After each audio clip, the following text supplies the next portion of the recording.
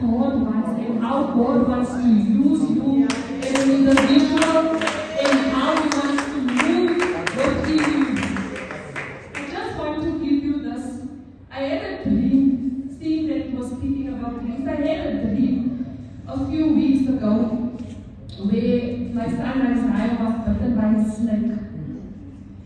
And I've heard everyone speaking about people who have been deceased coming into their dreams and even people who are alive, you know. And Apostle broke it up so nicely to say that it's not always that specific person, you know. It can be a familiar spirit. So it can be someone in the church, but it doesn't mean it's that person. But God is telling you it's a familiar spirit, so you need to be careful.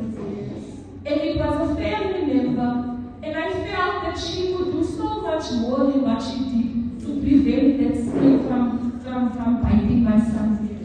But you know what? God is so faithful, church. In the dream, I caught that snake, and I ran with it to know it.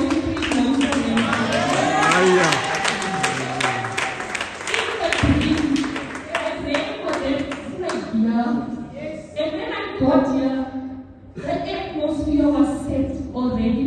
You guys were praying, you were interceding, you were just positioned. Amen.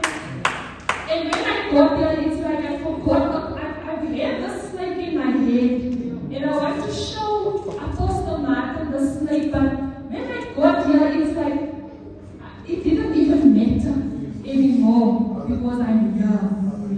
The week after that, the same week, the Sunday, Apostle preached about the